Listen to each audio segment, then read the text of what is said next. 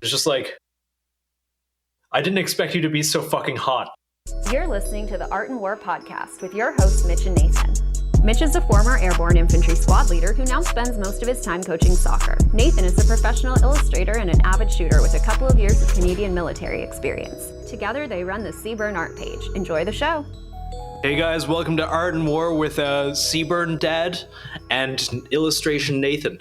Here we're going to talk about our unsolicited opinions and possibly get into Davo, Chipman, and the ATF and basic Canada politics. Thanks for tuning in. Our sponsor this week is Big Daddy Unlimited. Big Daddy Unlimited. He's like the Costco of the gun world. 99 cents for your first month. After that, it goes up. Is it worth it? Are you worth it? Worth it. So is like the Canadian Brovet, like, do they have like an outfit? Like we have Grunt Style, we have like 9-line Medevac, like the fucking Black Rifle Coffee and shit like that. You know what? No, I don't think they do. I think the Canadian Brovet basically doesn't exist. Like they do, but so few people here are combat arms, and so few people of who's left, or no one really wears it on their sleeve here. It's not a culture. Like in America, you have the whole you have the paradigm of the 5'11" guy who's got beards and an 82nd Airborne tattoo in their forearm, and they wear Oakley M frames and a backwards baseball cap to hide their bald spot. But here, most of the vets I know that actually, combat MOS or not, they go one of two ways. One way is they completely reject the military and everything in it and go live in the middle of nowhere or, get a job as a secretary or something. Or two, they're just kind of sad all the time. I'm sure there's some out there that, they really double down on the whole military pride thing, but I haven't seen that in quite a while. Like, it's not quite a, like the social media phenomenon it is in the States with Dakota, what's his name? I can't remember. Totally can't. Meyer. I don't know. No, I don't think that was it. I don't think, no. I think it was something else. I don't see. I had never heard of him. You were the first one that sent me the video of that, and then I watched it, and I'm just like, what a fucking moron. Oh yeah, I just don't want to give him any more attention. That's why I don't want to say his name. Yeah. But no, I'd never heard of him either. My friend Matt followed him, and a few other people. But yeah, let's talk about Dakota Meyer. Fuck it. American Brovet culture, and what gets me too, the guy's got 250,000 followers, which doesn't matter. Everyone has an audience. There's an audience for literally fucking everything. Yeah, but the thing... But he's out there... Yeah. Oh, I can't... I was going to say I'm about to look him up, but for some reason my service is acting weird, so I'm not going to go look him up. But I'm going to be honest, I hadn't even heard of him. Like, there's some people like the Brovets that I've heard of, like Matt Best. I've heard of him. Yeah, Tim Kennedy, heard of him. Yeah. Like I've heard of some of them. I had never heard of this guy, and then he seems to be more like a lifestyle thing as opposed to like Brovet, if that makes any sense. Mm. But I would imagine a lot of his following came out from, he won a Medal of Honor in the early days of the GWAT. Wait, and then he won a Medal of Honor? Yes, he has Medal of Honor. Oh shit. Yep, we are shit-talking someone who got a Medal of Honor, killing a bunch of farmers. I mean, sorry, we're going to cut that part out. I mean, fuck him. I'm going to keep talking about him. I'm about to look him up on my laptop because I want to know what he got the Medal of Honor for. Anti-State earlier today sent me a bunch of articles talking about how that was widely exaggerated and why there's a little more to the story that we probably shouldn't talk about here. I don't really want our first episode to start with a controversy as we make fun of, a decorated war hero. Yeah, but unquote. But I think, anybody can fucking do it, but I think people will allow us to do it in a way because you're a veteran. I'm, still. I'm a veteran in the loosest sense of the term. He was the second youngest living Medal of Honor recipient. Yes. Look at that. For what, though? Fallujah, sniper. Yeah, he killed 13 Taliban or something. It's a shame that somebody that has all of this experience has developed such shitty opinions. I think so, too. I think that it might be a kind of an identity crisis thing. It's unfortunately as people lose relevancy, and it really sucks to say this. God, I'm trying to say it in the way that makes me sound like the least of an asshole, but there's no real way around this. He has embraced the military culture identity. And unfortunately, in this case, that has led him to be we are holier than thou, we are entitled to this, and you are not. Rules for thee and not for me. Kind of, oh, well, when's the last time you had a Memorial Day for people who died that you know? We have a Memorial Day. Why do people trade in kit? I fought and served with taxpayer money to go fight for oil corporations so I can... Oh, God, we can't use this. We can't use this. Yes, we can. I think I'm looking at him now. He let's see. A year after the Battle of Ganjiao, I'm going to probably fuck that name up. After drinking at a friend's house, Meyer attempted to commit suicide using a Glock he kept in his truck's glove compartment. The gun was not loaded, so I'm not going to shit on him in his story to attempt to commit suicide, but who leaves a... No, that's not something we can or should really joke about. That's actually quite tragic. No, if his coping mechanism now is to be an asshole on the internet, that's fine, but there's nothing funny about suicide. I'll never make that joke. Yeah, it's... Meyer sought help for post-traumatic stress disorder. So, the dude's seen some shit. I'm sure he's seen more shit than I've seen, and he's fucked up from it, and now he just has shitty opinions. I mean, doing that stuff doesn't exempt you from criticism. 100%, yes. Nor does it doesn't make your opinion matter any more or less than anyone else's. Yeah. Well, and, that's something else that we can talk about, though, is how veterans that... they go from being in the military to being this war hero, somebody that everybody looks up to, somebody that, is perceived by not just social media, but, movies, Hollywood, as these American badass heroes. And then they get out of the military and they start a coffee company or a shitty fucking t-shirt line. And they begin to fade into obscurity. Sorry, I didn't quite get you there. Yeah, and then they fade into obscurity, and then on their way down, they see civilians that never had their experiences or their training, and I think it hurts their ego a little bit. That makes sense. That absolutely does. It's let's be real. Remember gun culture 1.0, then 2.0? I think 3.0 is something entirely different, and a lot of people haven't quite wrapped their heads around it. What's gun culture 1.0? Think, and I'm coming at this, not looking it up, kind of going off what I remember from the articles from yesteryear. 1.0 is, I've got Grandpappy's Lee Enfield, and I use it to go and smack a coyote here and there. Kind of the over-under used for duck hunting. You might have a snub-nosed 38 to protect yourself when you're in the bad area of town. And we're transitioning to, gun culture 2.0 is, you've got your civilian tactical shooters, you've got USPDA, or, IPSC, all of that stuff. 3.0 is basically, the advent of the modern Minuteman. But yes, it is very much this, a lot less, stereotypical conservative. Young people and anyone has the right and kind of the obligation to train and become self-sufficient. And it's sort of all aspects of it. And we're seeing, turn of the century, AR-15s weren't very common. 5 years ago, plate carriers weren't really common. 2 years ago, people didn't learn small unit tactics. And all of this is kind of coming to a head. It's kind of the militarization of society, but it's not necessarily a bad thing. No, if anything, I think it's a good thing. Me too, absolutely. The one thing I think we're going to start moving towards is once the night vision starts to become more affordable.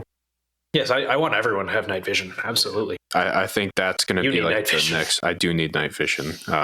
That's going to be the next step. It started with moving from, like you said, the 1.0, the 2.0, and now we're moving towards the 3.0, where it's not just owning a rifle isn't enough. I mean, it could be, but it depends, on your needs and wants, and your your particular set of circumstances. Right, but owning a rifle no longer is enough if you want to identify with that specific group. You have to have, a plate carrier. You have to have some type of training. You have to, be in good physical shape. You can't be a fat piece of shit. I mean, you can be a fat piece of shit. Well, I think that's something you and I are changing. How many messages and comments do we get after we post like Chungus? That's like, hey, like this actually like inspired me to go out and do this, and they'll send like a before and after. Hell, man, it inspired me. I have been on my ass way too much over this last year. A lot of us have. Yeah, I feel like it's hard to get away from that. So, I think an important thing is practicing what we preach. I agree. And then it's also the same thing like when we post stuff. Like if I don't know about it, or let's say you make a guide, I'm always like, put your fucking name on it, because half the time I don't know that shit, and I don't want to give this perception that I know what the fuck I'm talking about all the time, because I'm still learning, you're still learning. I mean, how many we both learn from each other when we make these guides. 100%, and it's good. We both have very, like, there's a Venn diagram of our knowledge with a bit of overlap, but it's good to get both of our particular expertise in there. Yeah, absolutely. So I do want to go back to Canadian gun culture, because I'm really, really interested now. So do you guys have like your version, whatever your version of Hollywood is, whatever? Do you guys have like Canadian war movies, like some badass Canadian, what's the Canadian Special Forces? And do they make movies out of them? The GTF too, and they're actually pretty hardcore. However, our film industry mostly relies on yours. Our movies are yours. Obviously, we have a small amount of domestic film production. Most of our media is yours. I don't remember the last time a big Hollywood blockbuster came out that was made in Canada for Canadians. We have a small amount of programming on television, like made in Canada for Canadians, but it's all just. We don't actually get a lot of original programming made for us, besides just the sort of tripe you see on standard cable television, and even that, a very small amount of it. So most of Canada's culture comes directly from America. So there's no like Canadian sniper movie or anything like that? We do not have Canadian sniper. So really it's America that's actually kind of really interesting to me, because I know, like, think back to like the World Wars, like there was propaganda being made. There were German war heroes, American war heroes, Italian war heroes, and there were all these like blockbuster movies made out of that. Everybody at the time like knew, like everybody knew about Audie Murphy. I mean, he played himself in a fucking movie about his accomplishments. And we still have versions of that. I don't know. They don't play each other nowadays, but we have. I mean, war movies are like a staple in American culture. War movies are distinctly American, and I mean, other countries do them. Russia, especially, is very good at it. But Canada, we don't really have that. We had Passchendaele a little while ago, and a few others. Don't get me wrong. When I say that these movies don't exist, they do, just in very small quantities that I couldn't tell you off the top of my head. And I'm sure we'll get angry messages later calling me a bad Canadian for not being able to name obscure war movie that came out 10 years ago and had a budget of like $400,000 or something. I think Passchendaele was Canadian, though, and that was a very good movie. I've never even heard of Passchendaele. Yeah. But keep in mind, our entire military is, I think, 70,000 people, all three branches. Holy fuck. And that's mostly support personnel and support trades. The amount of actual trigger pushers are very low. That's like nothing compared to what we got. That's nothing. I think it might be because Canada might just be like, if anybody ever invades North America, like we'll rely on the States. Yeah, like that's 100% what it is. Like America's got it, because let's say Russia invaded Canada. Well, they're fucking coming to us next, so we better go plus up Canada's fucking defense. 100%. Man, my first set of issued kit, I got 64 pattern webbing. It looked like I just walked out of a Vietnam War movie. Like, it was a whole thing. What were you again in the Canadian military? I did a little bit of time in infantry. Just decided to go right into combat arms because my dad told me not to. So I'm not going to get into it any further than that. Fair, I didn't spend very long. Yeah. Mm-hmm. But so the Canadian joining the process, like, is there recruiters, or do you just there are recruiters? Yeah, it took me about a year to get in. There's recruiters. There's an aptitude test. There was a physical. There was the mental health professional. Makes sure you're not insane. All of that garbage. I think fairly similar to what you guys go through. And then it's changed now. But when I was there was a basic military qualification course, and then it branched off into like soldier qualification, then your trades. So like basic training. Yes. So you didn't have basic training when you went through? It was just you joined? No, I did. Oh, okay. This is when I learned. I think they dropped soldier qualification from non-combat trades now. So you just kind of get the bare minimum now. You just you spend a day shooting a rifle or two, spend a few days in the bush, and that's about it. You kind of go off and do your own thing. So how long is your basic, like, soldier, like your version of basic training? How long is that? A couple months. Oh, okay. And then the next part's a couple months, but then the part after that's a couple months.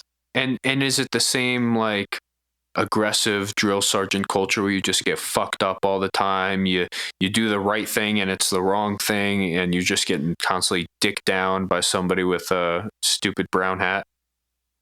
That's what it was when I did it. I don't know what it's like now. I've heard it's different, but everyone says it's different. Things change quickly.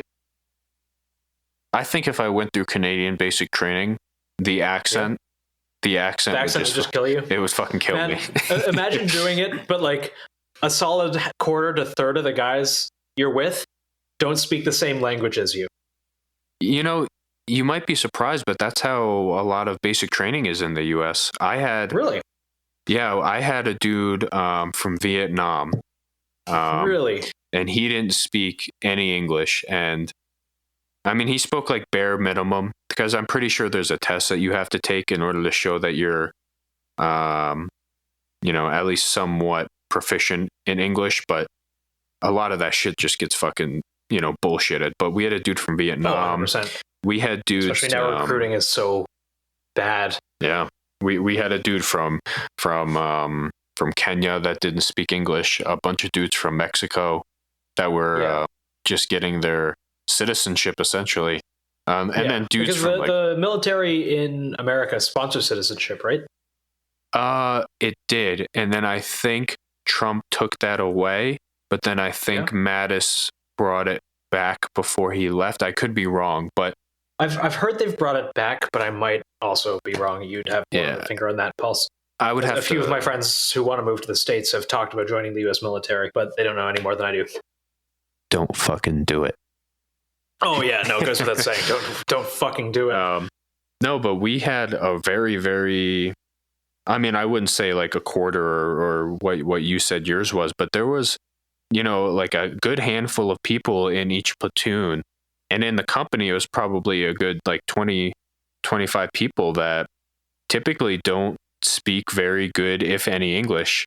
But it's not difficult in basic training, to not speak the language and get through, because it's all simple shit. And you can kind of pick up what somebody's putting down just by yelling at you and looking to your left and right and seeing what everybody else is doing.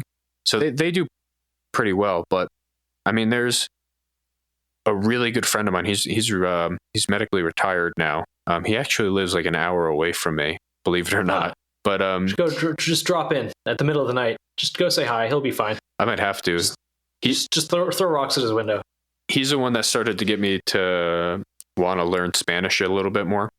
But he earned his citizenship. He was from Chihuahua, and he would always, in like really broken English about like Chihuahua, he'd be like, "Yes, I would wake up and there would just be bodies hanging from the bridges, and then I was like, I'm going to go to Estados Unidos or whatever the fuck and join the military." And then he did. And oh my god, when he got his citizenship, we made it a whole thing. He didn't want it to be a whole thing, but we made a whole thing for him, and he was super fucking excited. It was really heartwarming. But there's a lot of people from a lot of different places that, you know, don't speak English in the military. Here at least. I say the military. No, that is very good. For Canada, it wasn't really like that. Everyone spoke English within, you know, a standard deviation. It was moreover, you know, a good chunk of this country is French. Right. And if you don't speak English, you speak French, and we bilingual groups of people. It wasn't that they didn't speak English, it was that their accent was heavy enough that you just didn't understand them regardless. So it was a shitty joke, but... Do you speak French? I can't say... passively. I can order eggs. I can say that I am the library. Je suis la bibliothèque. Why would you want to say that you are the library? Omelette du fromage. Why do you know that phrase? Because I am the library. My name is Library. That's your name? That is my name. I've been lying this entire time. Je suis la bibliothèque. No, that's really funny how Canada is just like not about it. But I mean, you guys are about it in your own way, but like America is just fucking like Hollywood war stories and all the time. But then like the Canadian Special Forces, like, and the fucking... So what are the horse police? Are they considered military, or are they... They're more like your FBI, the DEA, and the ATF rolled into one, along with a few other, you know, federal 3-letter agencies. Everything is kind of done under the overarching all-knowing guidance of the RCMP. But as well as that, they also are small-town cops. They also basically do all the policing that for anywhere that isn't a municipality and can afford their own. They're a little bit of everything, and they also have executive authority to a kind of worrying degree in that regard. Is there a reason that they still ride horses in 2020? Is there a reason that they don't? Not really. I mean, not past, you know, ceremonial or really like showmanship. Yeah, no, they have cars. I legitimately like Dodge Chargers. And... like I knew I'm not stupid. I knew they had like some type of vehicles, but I thought for the most part there are still horses, but like not really. They're called horse cops, but they're not really horse cops. Not to the. I think they like this kind of ultimately Dudley Do-Right reputation that they have going on, because it helps cover up the blatantly illegal shit that they do literally all the time. What do you mean? I'm not going to say a lot, but I would recommend looking up RCMP crimes during Quebec separation on, you know, Bing or Google or anything else. Or what the RCMP does to Native people literally all the time. Or, you know, when they change laws arbitrarily, kind of like how the ATF does arbitrary reclassifications.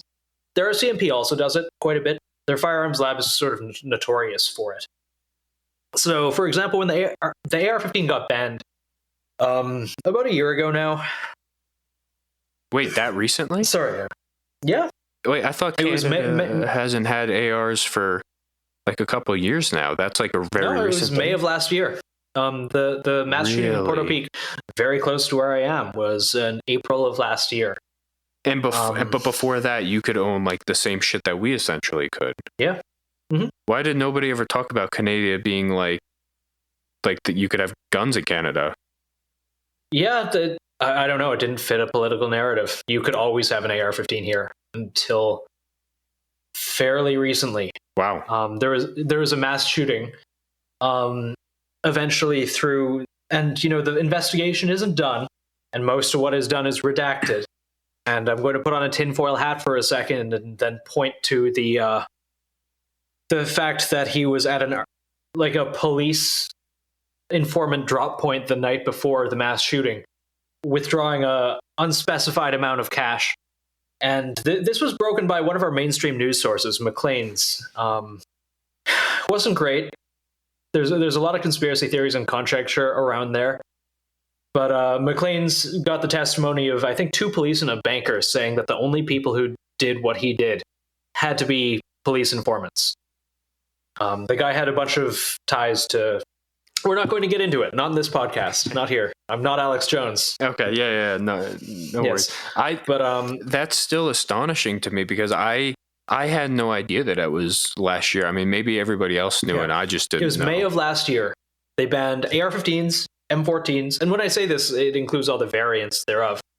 M14s, Scorpion Evos, Mini 14s, any firearm that shoots over 50 cal, the Robinson Arms XCR, and I think the Beretta CX4 Storm. There might be more, but I don't know. So they got specific. Like they were really specific. They got really specific. Yeah.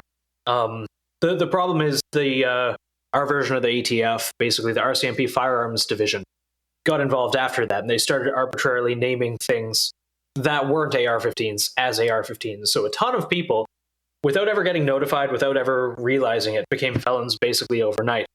Because I don't know if you're familiar with the Daria Mark 12. It's like a Turkish shotgun. It's black. Like if you squint and have brain damage, it might look like an AR-15 if you're blind. How about the Mossberg 715T? Right. Yeah, I know about that one. Yeah. It got banned as an AR-15 variant. Really? Yep. So the RCMP Firearms Lab took it upon themselves to start naming other things as AR-15 variants, which weren't. Now, is that and they did that with a lot. Is that because they think that the people don't, like a majority of Canadians don't know what they're talking about when it comes to firearms? Probably your version of the ATF is probably equally as dumb as ours. I've heard things coming from there was some whistleblowing within the RCMP Firearms Lab, basically saying, "Hey, so the guy who heads this place hates guns. He hates civilian ownership of guns, and he's going to basically a David Chipman type, minus the burned kids, and the weird face." Yes, and he was retiring that year, so he took it upon himself to name as many black rifles as AR-15 variants as he could, knowing it couldn't be reversed. And then left. What do you mean it can't be reversed? It can be reversed through legislature. But if the RCMP Firearms Lab kind of extrajudicially says, hey, by the way, this is illegal now, you're probably not going to get it back. And a good example of that a little while ago, you know the Ruger 1022? Yeah. So we have magazine capacity limits here. Mm-hmm. We've got 10 rounds for a handgun, 5 rounds for a centerfire rifle, and infinite for 22 LR. Or like any rimfire. Mm-hmm. Like the laws aren't very well enforced. It probably matters honestly, where you go. It matters where you go. Obviously, of course, I am a good little citizen. Of course. I don't even like guns. Guns should be illegal. No one should have one. Well, totally. Yes. Well, it's kind of very similar in the U.S. If you look at New York, for example. Yeah. In New York City, gun laws are very strictly enforced. Upstate New York, they're not enforced at all. Yeah, you have to be actively shooting somebody or standing in front of a cop, describing what you have and saying that it's against the law to have it for that cop to enforce it. Yeah. And it sounds like, I mean, I'm sure it's probably similar in Canada where you go to the more densely populated cities and... Yeah, and it's more enforced. Right. Depending where you go or if you get that extra zealous cop. But unfortunately, we don't really quite have the... For mass non-compliance to work, it needs to be just that, mass non-compliance. And unfortunately, there's too many FUDs that are willing to sell people out here. And it's not great. Plus, with the very, very liberal use of extreme violence against people who own firearms. It's something a lot of people aren't super vocal about because, the government here has made it fairly clear that they will arrest people on ideological boundaries. And peaceful non-compliance is one of those. So, I mean, we've already, you put on our Instagram today about your ticket. Yes. So just having, I mean, we're seeing it more here where having the wrong opinion can get you in trouble. Yes. Or at least looked into. Maybe not necessarily in trouble, but definitely looked into. it sounds like that's almost worse up north right now. It's not great. It's not great.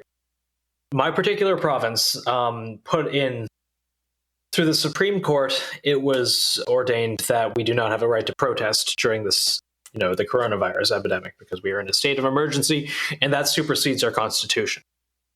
In America, that's not a thing, thankfully. So, people decided to start testing that. So I saw a video from last week that took place, I want to say, about a half-hour walk from my house, of a woman sitting with her 2 kids on the hill downtown. And she was having a picnic, 2 kids there, 1 household. She put up a cardboard sign that said the word freedom on it. Within minutes, police were there, and they tried to arrest her, and they tried to drag her to the car.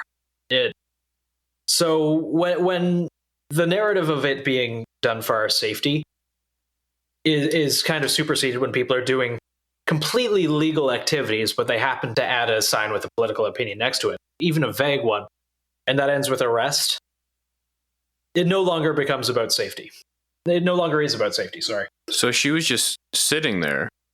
And she was just sitting there on the hill. Wow. It's weird because down here, regulation and restriction with COVID especially is starting to go away. And it's really funny. It's only gotten worse here. Yeah. It's funny because with this administration, I understand the vaccine has been ruled out. There is a lot of skepticism just in the military with getting it, to the point where they, like commanders, first sergeants, are actively questioning people, like, why aren't you getting the vaccine? And then they're calling people selfish if they don't get the vaccine, and they're kind of like guilting people into getting it. And I don't understand that. I genuinely don't. Well, it's so politicized that it is. That you're having, a large majority of the military is very Republican, but there's also a smaller, loud majority that is Democrat. And the one thing, when you join the military, I don't know how it is for you guys, but we're told, hey, you're no longer Democrat, Republican, you're a soldier. Like, your politics don't. There are no politics within the military. Right. What they tell you when you go in. I mean, obviously that's not true the higher you get, because, once you hit the rank of staff sergeant, and if you're an officer, once you hit the rank of like major or colonel or lieutenant colonel, you start to, like, it's all politics at that point. Yes. But now even getting the vaccine is becoming a political statement almost, which is strange. That's insane to me. It's strange. It is. And like, for a second, I will take my tinfoil hat off and say, I understand from a logistical and operational security perspective to a degree. For example, you got a ship full of dudes, and you want them to all be in, tip-top fighting shape. And let's pretend for a minute, we know 100% about what this vaccine does. And so it makes sense in an operations perspective, because if an outbreak happened and, people are sick and clogging up that. But for not a single second can you convince me not taking it is selfish. Well, but here's if you can still get it and give it to other people. Yeah. Here's a strange thing. When you deploy or anything, just in general, here in the U.S. military, you don't have a fucking choice with what you get. Yeah. Like, we've never had a choice. It's like that here too. Yeah, we've never had a choice. It's always been, oh, you're going to get your hepatitis B shot, you're going to get the flu shot, you're going to get the anthrax shot. I had like yellow fever shot and whatnot. Yeah. Like malaria, all of that back the then. pills. Yeah. You don't have a choice. I had to bring in a little booklet of all the shots that I had over my life. Yeah. But for some reason with COVID, they said it's not mandatory. But then they started offering weird incentives, or they started to not punish people, because it's not a punishment. They started not permitting certain freedoms, like leave, or going outside the travel restrictions that were there before COVID. Yeah, people are confined to barracks until they get their shot or things like that. That is weird. But why not just make it mandatory? Because it's not like anything, like everything else that we do, it's not mandatory. But for some reason... I think it's PR. Genuinely, it's just public relations. Once you have the words, this is mandatory, especially with something that's so politicized, like, retention is bad enough as it is. The military's attrition rate right now is fucking awful. So I would imagine they'd rather pressure people and do it via the frog in boiling water technique, as opposed to the, like, get this or you're gone, and everyone that's teetering on the fence just leaves. Is retention in the Canadian military ass right now, too? It's fucking awful. I have a friend, actually, who is in command locally. He wants to come on the show sometime, if you'll have him. But he has a lot to say about that. No, retention here is horrible. Morale is terrible. They actually had a meeting about it within the past couple of weeks, in which they... no solutions are being brought to the table, which are good ones. The problems are not being addressed. One issue that I have with retention in the U.S. military, they offer new soldiers coming into a combat MOS. At one point, they were offering like $60,000 enlistment bonuses. I have enlisted once and re-enlisted, I can't remember, 2 or 3 times since enlisting initially. I've never gotten shit for money. I've asked for money. I've been like, hey, like, I'm an NCO and I'm re-enlisting. I've deployed. I have airborne wings. I've done all these things. Yeah. Can I get a re-enlistment bonus? No, there's no re-enlistment bonuses going on right now. Or if they do, it's like $2,000. It's like really small. Yeah. So there's no incentive to stay in financially. But there's a huge financial incentive to initially join. Yeah. I find that really funny. And I feel like that's what they do. It's kind of an antiquated way of thinking, which is it's easier to bring people in to replace our existing soldiers and the people who are hemorrhaging. But that doesn't take into account a lot of very modern factors, especially the morale is bottoming out and everyone knows it now. So we saw with the military meme purge, and, us getting banned, everyone else getting banned, disgruntled docs, all of them. Morale is garbage. In fact, in Canada, it's so low, people are leaving faster than they can be trained. Especially non-combat MOS that require degrees of technical training. For example, weapons techs, engineers, things like that. A lot of new recruits are just sitting around with fuck all to do because no one can train them. It's really, I mean, there's a million reasons why people don't stay in, and then there's a million reasons why people do stay in, but more and more and more people are getting the fuck out. And everyone's getting out. COVID has been so detrimental to the readiness of everybody. Like, the military in the US was already kind of like on a downhill with the quality of soldier that we were getting. And then COVID hit, and it was a weird time where it's like, hey, you can't do PT. Okay, you can do PT in teams of 2. Oh, well, never mind. Now you can't do PT. Now you can do PT in groups of 6, but you have to be this far apart. And then you start dissolving that squad and team like level, like where everybody starts to get to know each other. They want to work together, and it becomes like, what the fuck are we doing? I don't want to be here. If it's just me and you working out, why the fuck would me and you, who are the only ones accountable to each other, wake up at 5:30 to go run fucking 8 miles when we can just not do that and go do that later? The readiness has just, and the restrictions plummeted. It's been so detrimental, and the amount of suicide in the military has gone up astronomically.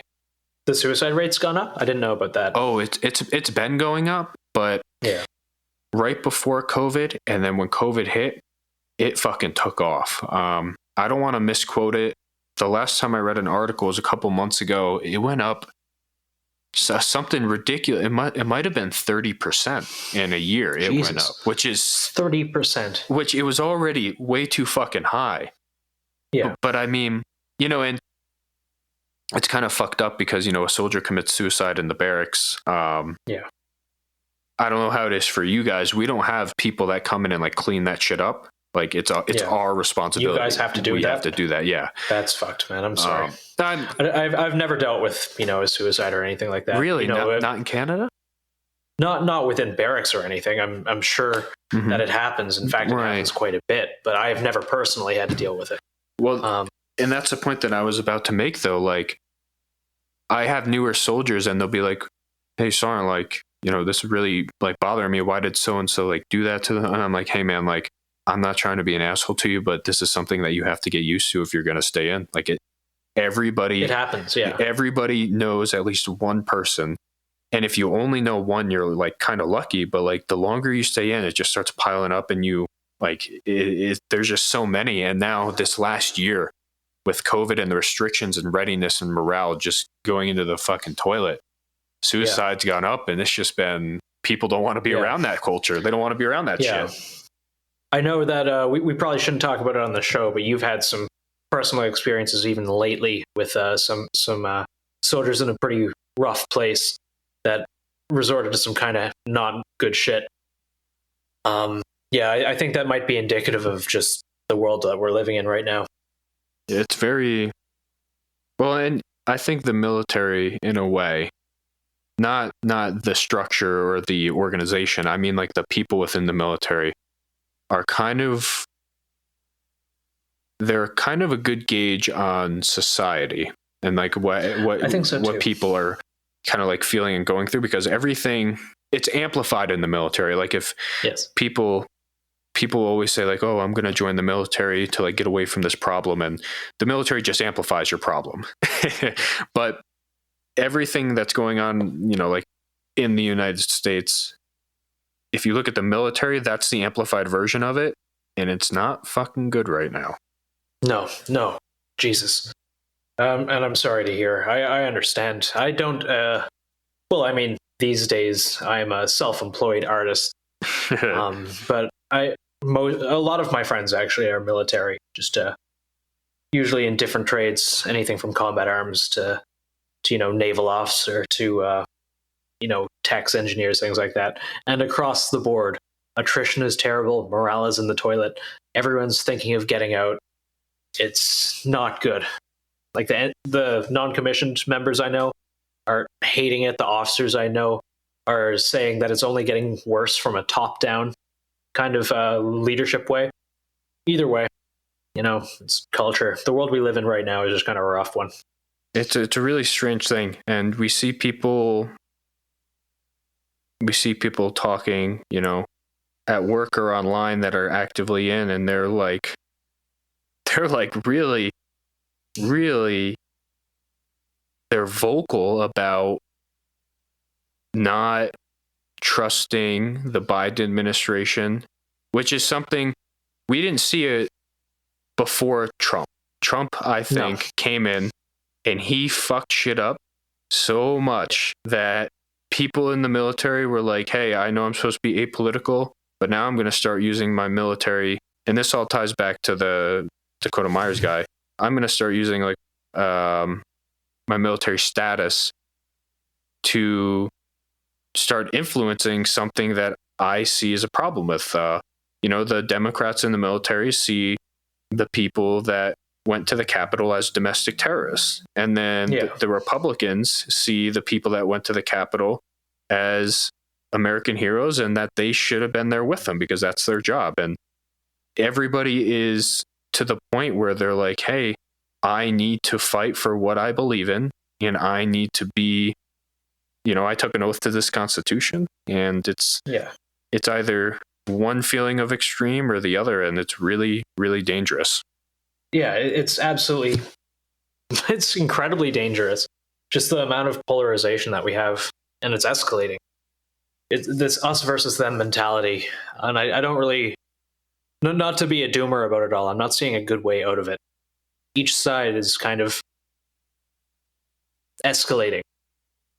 You know what I think would fix it? It's completely unrealistic. Yeah. I think if an EMP went off that just got rid of social media, still kept internet, Still kept internet, still kept phone lines. Like, if social media just disappeared tomorrow, I think we'd be a lot better off. Right. I mean, I don't think how many times, unless they're at like a fucking rally or a protest or whatever the fuck, if you are a hardcore Trump supporter and you're in a room with a hardcore Biden supporter, a hardcore Bernie supporter, or whatever the fuck have you, you're not going to sit there and call them a stupid piece of shit snowflake. You're probably just going to just sit there and fucking have a chat about them. Like, whatever. Yeah, like sports, movies, whatever. Regular people shit. Yeah, but that's what I find. I've got friends on both sides of the spectrum. Like on one side, on the furthest of one side, yes, they stole the election. All of this. Trump was basically a god. He fixed the economy, and they were going to do all these things. On the other side, I've got the opposite. Would deep throat Biden's boots, and both of those personalities annoy the fuck out of me. But as people, they're not bad people. No, not at all. They're not. People are tribal. They're led easily, especially to Messiah figures like politicians. Politicians are becoming like. It's weird. It's weird that people they're obsessed. Like they're more obsessed with them than celebrity culture. But it's more than celebrity culture. It's like a celebrity fucks up and you everybody will turn on them. Who was a politician fucks up? It's like, oh no, they're on your side. Everything's you have to defend them because it's better than the other guy. Right. Yes.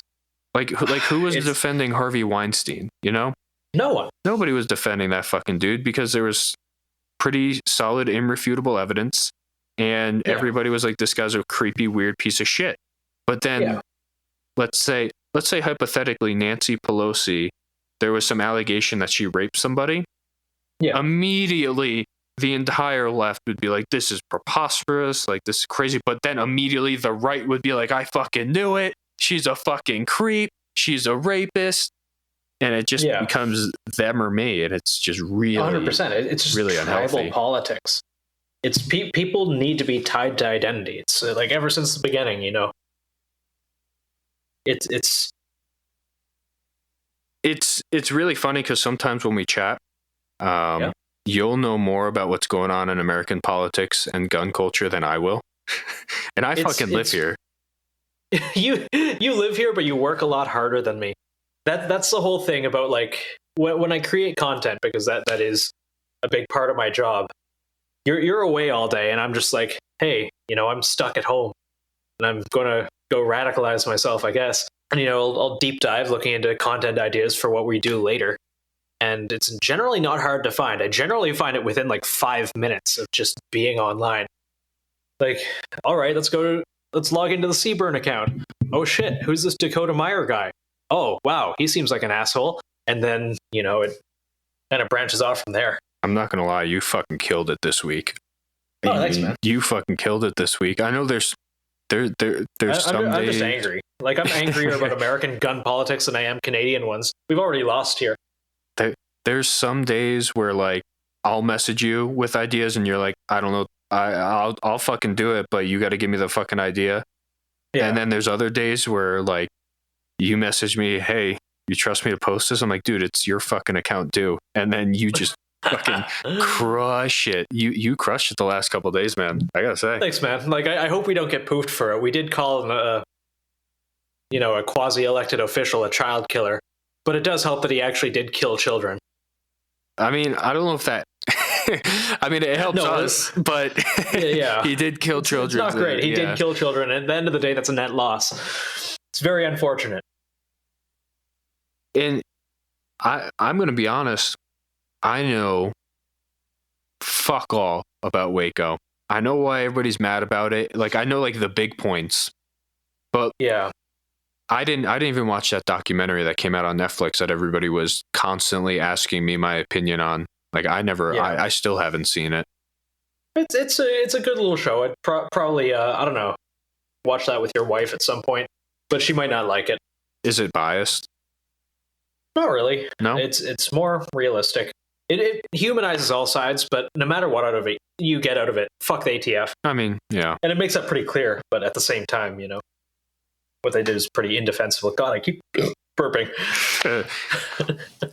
I mean, the fact that fucking he just looks like a weirdo. Like it looks like somebody pulled his face skin way too tight. Oh no, he's a lizard person, 100%. I'm not going to like I'm not going to fucking David Icke, that his name, I don't know, Alex Jones. Like I'm not going to go on full on lizard people. But if there's two lizard people, one is Mark Zuckerberg. Definitely. Mark Zuckerberg is a lizard man. The second one is Dave Crispy Kids Chipman. So when I'm not gonna fucking lie, I was at work and I got just enough internet to look at what you uploaded. When I saw the nickname that you gave him, like you were introducing him like a fucking wrestler, I was the Waco fucking Kid. Dying. David, the Waco Kid Chipman. Oh, I was fucking dying at work. I was dying. I'm glad. The very least I can do is I have this like pile of empty White Claws growing next to me. I think you're just nervous drinking. You know, it's likely. I actually don't drink very often, and my weak Asian sensibilities do not handle alcohol very well. You think that guy's going to get appointed? Is it appointed? Is that what it's officially called? Like appointed director of the ATF? Pretty sure that's what it is. I don't fucking know, man. Maybe not. Yeah. Like, I hope people keep on going to gun policy and writing their elected officials and all that. I've got no faith in the fucking system anymore. I haven't for a long time. Yeah. It's my doomer pill for this podcast. It's crazy. It's not even your system yet. And you're already... It's not. You're already It's not, but like, I'm living here, and here feels an extrapolation of what America is going to be like if it keeps going this direction.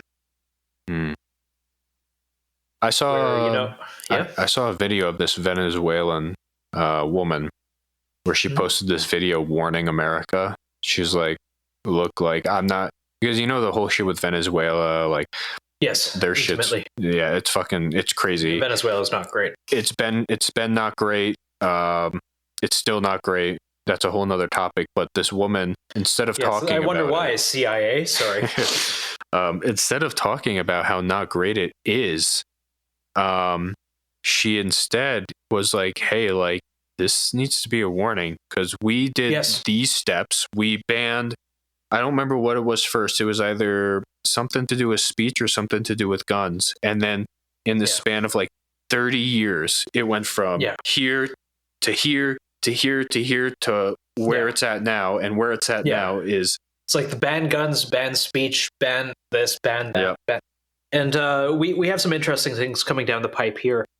Bill C-10, which is supported by 3 of the 4 major parties in Canada, bans all speech. Like it is kind of coming as an omnibus media bill meant to like cover what content broadcasters are doing. However, this covers social media posts, it covers YouTube videos, it covers basically anything made within the country. And what this bill will do is they will allow the government to take down anything within 24 hours that is, you know, hate speech, 1, vague term, but, you know, 2, propagandistic, 3, offensive. There's a pile of other things, but what is propagandistic? Define that, because whoever's defining that is generally the ruling party. Yeah. It is a safe way of banning speech, and it's coming down the pipe. Sorry, I didn't mean to interrupt from the Venezuela. Continue. No. That's all I was getting at. There was just a warning, but yes. It's funny because like I think there is a lack of foresight and a lack of ability to understand the precedents that these things set. I think realistically, we all agree that calling a black person the N-word is a bad thing and you shouldn't do it. Yes, don't be an asshole. That's the big thing. Don't be an asshole. Like we can all agree that that's probably a really shitty thing to do. And if it was a standalone thing, I think a lot of people would be more supportive of it. And I think when people say they're not supportive of banning people's rights to say things like that, they automatically think that person is racist. They just want to call black people the N-word. When in reality, they don't. They foresee what that could lead to and the precedents that sets. Yes. Any rule that you make, you have to assume that the opposition party can use that rule against you. Yes. It's 100% true. And, I would prefer no rules. You and I are fairly on the same page politically. But while playing within the system, that's the big thing. No one should think any policy is a good idea if it can't be used against them, if the other party got it. And people always say, well, we need to have this, set into place. You can't yell fire in a crowded theater. Therefore, you shouldn't be able to post, things that haven't been fact-checked on the internet. Mm-hmm. Sorry, continue. It's a very... we see it with Trump. People are like, we need to enact this law so no racist bigot like Trump can ever be elected again. Well, what happens when another one like Trump or worse is in, and then they set a law that targets you, and nobody that's ever this woke, can ever say this or that, and it's just a really dangerous precedence. It's such a dangerous precedent to set. Once you start saying what is acceptable speech, what is acceptable thought, what is acceptable anything. It's like I was having a conversation with a friend of mine the other day, a friend I've had for a very long time, and she said, I don't understand why racism isn't just illegal. And I had to explain how that could be used against her and how it would be enforced and just how terrible of an idea that was. And she decided to get it. But in the middle, she said, well, maybe we don't send them to jail. Maybe some sort of re-education center. Oh, yeah. Well, how can that be used against you? I'm gesticulating wildly. The people listening to this can't tell how frustrated I am, but the idea that so many people will just jump to this. It's so dangerous. So dangerous. Yeah, it's so dangerous. But, the lessons of history are lost, I guess. Well, I think, especially in America, we have this idea that it can never happen to us. No, anything can happen to anyone. We've seen that. Yeah, we are very vulnerable, and people don't understand that. Yes. Things change, and quickly. Very quick. Very quickly. And once it starts to change, it's very difficult to bring that back. And it's the same, and it goes back to those, those hate speech laws and that censorship. Once you start doing that, it goes quick. Yes. And you don't even realize it. It's scary. It's scary for a lot of people on a lot of different sides. It's scary, and it's all about the fear anyway, and if you don't support a law that says you can't call a black person the N-word, then the only logical explanation for that is that you want to go around calling black people the N-word, which it's insane to me that's it's such a straw man argument. It's so reductionist. Is that the right word? It's oversimplifying a problem so you can knock it over. Yeah, that is a straw man. It's propaganda. So in Canada, speaking of calling black people the N-word, in Canada, I learned recently, just by you talking about it, I haven't really talked to you about it, but you've mentioned things with natives in Canada. Yes. And I started to look into it. I didn't realize how big of a native culture and population there is in Canada. It's massive. There's a fuck ton. Yes. And there's absolutely a ton. That's kind of a black mark on our history there. Yeah, but the Canadian government is still very, very racist towards them. Oh, 100%. But they say they're not. Yeah, they're very racist towards them. Yeah, but they say they aren't. And as long as you make enough lip service in order to say that you're not racist, as long as you paint Black Lives Matter on your sidewalks and put them on your buses like they do in my city, you can't be racist. I can't tell if my voice is dripping with sarcasm, but I'm also astonished because I was going through it, and I'm like, man, was this like 100 years ago? And then I'm looking. Man, no. If you want to blackpill yourself, look into residential schools. That shit only went away like recently. Yeah, that was one of the things I looked at. And I'm like, holy shit.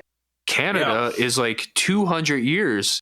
No, that's an exaggeration. Like 75 to 100 years behind America when it comes to treating race relations with Native Americans. Yeah, it's awful. It's genuinely awful. And there's Native communities here that don't get running water.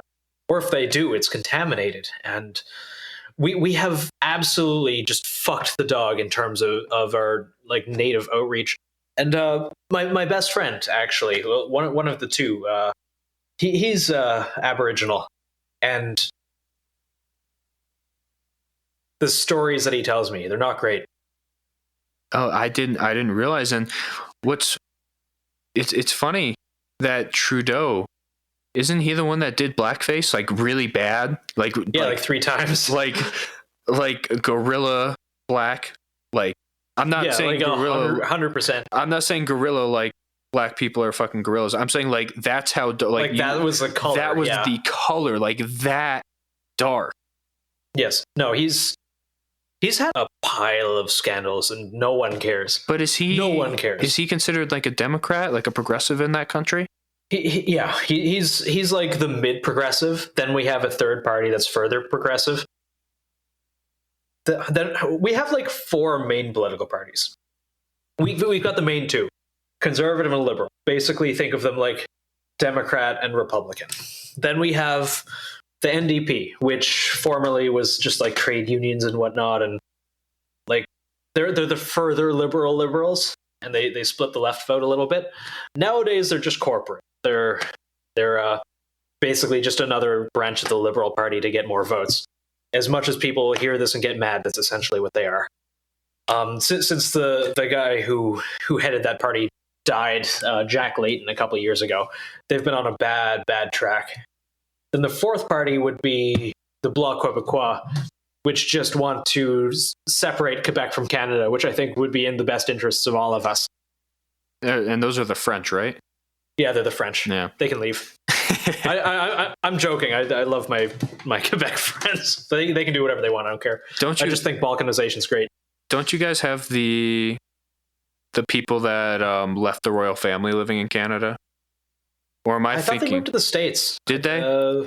I know you still have. What's her face in the other one? The Prince, what's his dick, and Meghan Markle? Prince what's his dick and Meghan what's her tits? Yeah. Yeah, I thought. Yeah, the guy who said that free speech was bad. Oh yeah, that guy. Yeah. But I know Canada, you guys still kind of have like a royal family, right? No, I mean we like pay lip service to the Queen, which is fucking awful, and the fact that a single cent of my tax dollars go into that makes me seethe. Makes me so fucking mad. Okay, you guys should have won the fucking war. Yeah. No, honestly, wish we would have lost. You guys should have annexed us back in the. Oh God, I'm too white. Can't use that either. Didn't we try to? I think he did, but we came to a treaty, and you guys kind of went back, and we stayed over. Yeah. The 1812 kind of ended at a standstill. We say we won, but you guys say you won? Yeah, we were told we won. Well, no, you guys won the Revolutionary War. Then you tried to take over Canada. You guys didn't get Canada. We came to a ceasefire. So, we kept you out. So technically we won, but I regret that fact. So this is actually fucking hilarious to me. Yeah. I'm thinking back to my high school education and what I was taught about the War of 1812. We didn't try to what I was taught. Yeah. We didn't try to take over Canada. What we were taught was that the British still had forts up there, and they would come across the border, fuck with us, and then retreat back up there. So we could get them. So we were like, fuck those guys. We're going to try and go up there and fuck with them. And that's hilarious. That's what we were taught. Not that we tried to take Oh my God, that's Canada. not what I was taught at all. I wonder what the fuck. Well, again, history is written by the victor. And like, in this case, neither of us got wiped out. Well, our sides, whatever, got wiped out. So I guess we both wrote history in that regard. I was always taught it as a big patriotic thing that we beat the Americans. No. Really? So that's actually really funny that that's what you were taught in Canada, because that's not at all what we were taught. Yes, no. Every country will try and talk themselves up in history classes. That is what I have learned. We didn't learn about fucking residential schools. No, we're taught a lot of things, and a lot of it doesn't quite make any sense. But also, I feel like people are under-taught history in general these days, where it should be one of the more important things people learn growing up. I agree, but I don't know how it is in Canada. I think it was the 70s or 80s where the United States government created the Department of Education and essentially took over education in America. It's really that always works. We should trust the government with everything. It's really, especially when it comes to bringing up our kids. It's really funny because if you look at when the United States started to fall off in comparison to the rest of the world when it comes to education, it was right after the Department of Education was created, which I think is hysterical. I'm not saying, causation. Oh, the government being inefficient? How dare you? But it did make me laugh looking at that. Yeah. No, there's a distinct causation there. Being that the government's fucking terrible at basically everything it decides to do other than make missiles. And drop them on people. It's funny that we're talking about education and how it's different in Canada and the US. I didn't know that you guys were taught that you guys beat us, but I know... Yes, from 100%. I've been taught that we won the War of 1812 where you guys tried to take us over. Wow. I wonder what's Which is why I've been saying in the beginning, since the beginning, I wish you guys won. I thought... we would be... And I probably should have asked you, but I never really thought about it, I guess. Anyways, what I was getting at is so I grew up in one of the northern states, and we were taught that the Civil War was all the South's fault and that it was because of slavery. They wanted to keep black people slaves, and they just didn't like the North, and we ended up kicking their fucking ass, this whole fucking deal. And then I started I got in the military, and I talked to some folks from the South. And I was like, what were you guys taught about the Civil War? And they were like, we were taught that the North wanted to completely take over production. There we go. Wanted to completely take over production and take over our land and do all types of crazy shit with us. And that another weird thing that we weren't taught was that the South killed more people from the North. People are probably fact checking the shit out of me right now. Like, that's not fucking true. But I'm just 100%. We're just two dudes. Look, we're just two dudes talking about our state sponsored education here. When I say that, I say that we were taught that the North killed more people from the South, and we won the war because they wanted slaves and we wanted to free slaves. And my buddies from the South were taught that they killed way more of us than we did of them, and that the North was trying to take over the South's lands and production and all this other thing. So it's really weird how just in our country alone, it differs what we're taught about our own history. Yeah. And I never really thought about it until now, but I wonder how much that difference in education ties into us politically when we become adults. Yeah. Oh, 100% it does. It's so people are a product of their environment. It's so, and I always talk to British folks or folks from England, what do you guys taught about the Civil War? They're like, we don't really talk about it. I'm like, what do you mean? That's a big deal.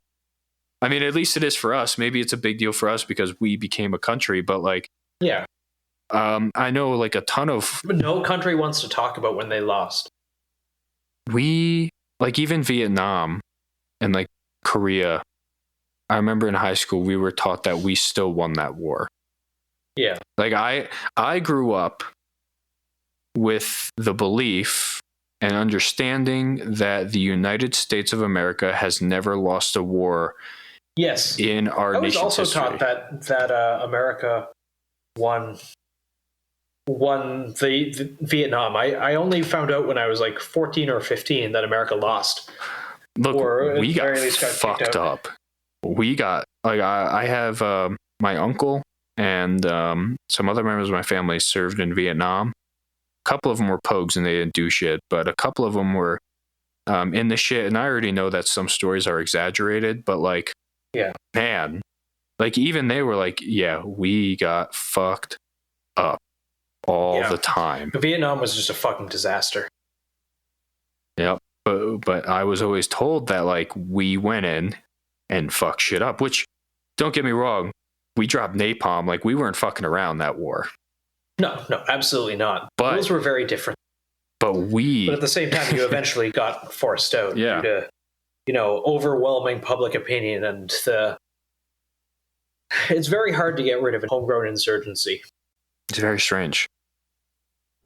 Surprise, fuckers. BR here. That's Bravo Romeo if you don't speak European. Formerly of Instagram fame before Zuck banished me to Twitter. But that was a pretty good first episode, eh? Mitch and Nathan are on a roll, and we have plenty more on the way. Why am I here, you might ask? Well, first and foremost, the lads are still figuring out how to end a show, so I'm loading my foreign ass for a few seconds. Beyond that, I'll be the man in the chair for the Art and War podcast, helping produce and edit the show as well as ghost hosting when needed. Shout out to Nova for editing this one for us. Remember to follow Mitch and Nathan at Seaburn Art, that's CBRN Art on Instagram, and Seaburn Dad on Twitter, and to subscribe or follow us on the platform you're currently listening on to stay up to date with new episodes. Thanks for listening, and we'll catch you next time. Now where's that slick outro track?